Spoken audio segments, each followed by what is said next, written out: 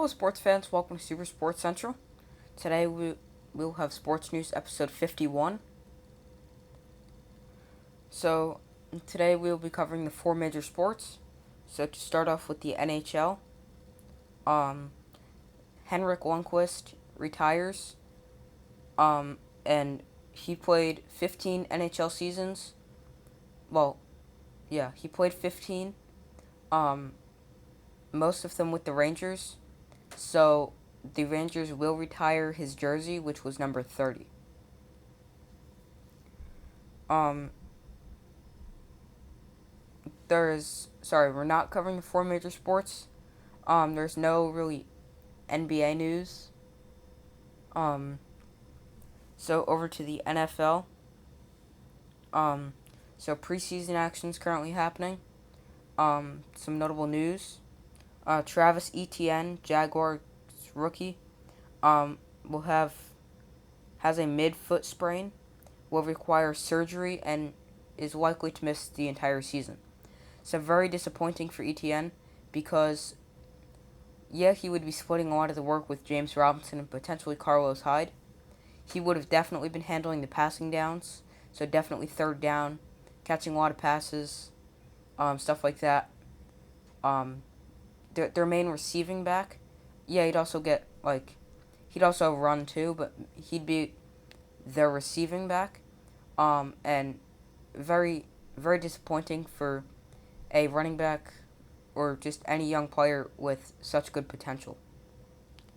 Jameis Winston looks really sharp in the preseason game against the Jaguars. Jameis Winston went 9 for 10 with 123 yards and 2 touchdowns. Both the touchdowns were to Marquez Callaway. Now Callaway looks like he's the Saints' number one option with Michael Thomas injured. Thomas is missing the start of the season after having ankle surgery this offseason. The Bears are continuing to say, specifically Matt Nagy, the head coach of the Bears, has said Andy Dalton will still start week 1 of the regular season. Justin Fields will start the preseason finale, which is the third preseason game. There's only 3 preseason games moving forward this year because the NFL they took away a preseason game and added a 17th game to the schedule. I really think Justin Fields should be starting for the Bears. So of the 5 first-round quarterbacks, Trevor Lawrence, Zach Wilson, Trey Lance, Mac Jones, and Justin Fields, I think Justin Fields has a good chance to be the best quarterback out of those 5. And even at this point, of the Bears' 3 quarterbacks, Nick Foles is still on the Bears, even though he has no shot at the starting job. He'll likely get traded. I think he will, because he's not going to want to sit there as the third-string backup for the Bears. But I think of Andy Dalton, Nick Foles, and Justin Fields, I think Justin Fields is the best quarterback.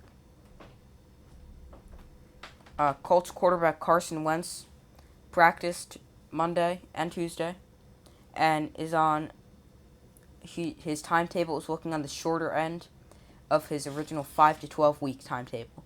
So very good news for the Colts, getting their quarterback back. Now he may not be back for the start of the season, but he won't miss as much.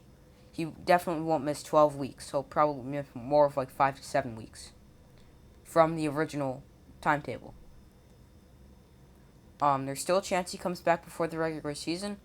I think he will come back just a little, maybe week 2. So this is great news for the Colts because their quarterbacks are Jacob Eason and Sam Ehlinger. So it's great news to hear that for the Colts and be getting Carson Wentz back relatively soon. Panthers and wide receiver Robbie Anderson agreed to a 2-year, $29.5 million contract extension. Pretty good move by the by the Panthers. Um, Anderson's a good receiver, but you have a horrible quarterback. Well, not horrible, but like Sam Darnold. So you need a quarterback to be able to throw the ball to the receivers because, yeah, Sam Darnold was okay in college. He hasn't been good in the NFL, and I don't really think he will have a successful NFL career. The Panthers are letting him have a try, but I don't really think he'll be successful. Falcons backup quarterback A.J. McCarron has torn his ACL in the preseason. And today the Falcons signed former first-round pick Josh Rosen to replace McCarron. Let's go over to the MLB. Cardinals and catcher Yadier Molina agreed to a 1-year, $10 million contract extension.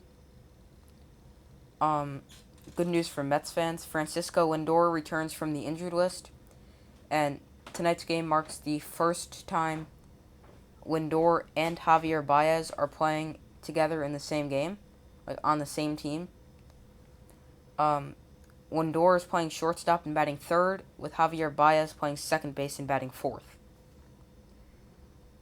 Nelson Cruz is playing first base for the Rays today, and Nelson Cruz hasn't played a game in the field since 2018, and it's his first time ever playing first base, or actually anywhere in the infield.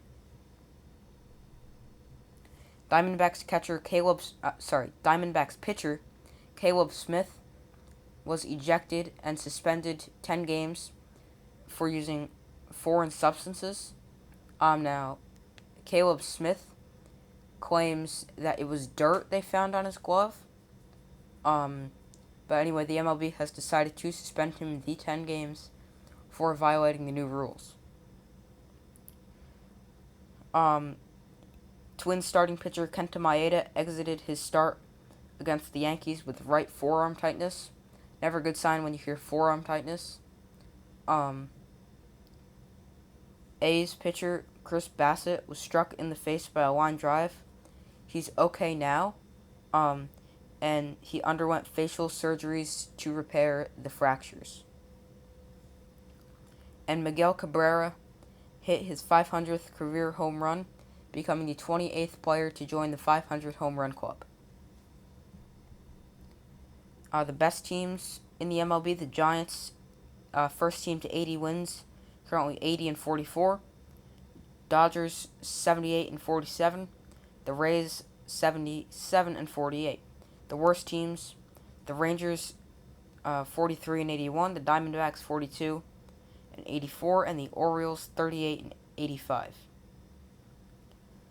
And the Pac-12, the Big Ten, and the ACC officially announced an alliance to try to keep up with the SEC and their power. So the SEC already has a lot of power, having some of the top schools football-wise, Alabama, Auburn, Georgia, schools like that. So now the AC, and then they're going to become more powerful in 2025 when Oklahoma and Texas join the SEC. So the ACC, Big Ten, and Pac-12 formed an alliance, and thinking it's going to be mainly scheduling. So teams will most likely play within those. Like, if you're in the Big Ten, you're most likely going to play Big Ten, ACC, and Pac-12 teams. The full details haven't really come out yet. So that's it for this video. Thank you for watching. Make sure to like, subscribe, and comment. I will see you tomorrow for my Big Ten predictions for the college football season. So, this week, so tomorrow will be the Big Ten predictions.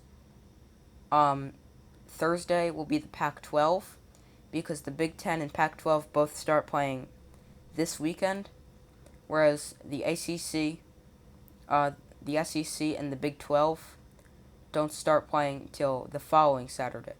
So the SEC, ACC, and Big 12 predictions will come next week.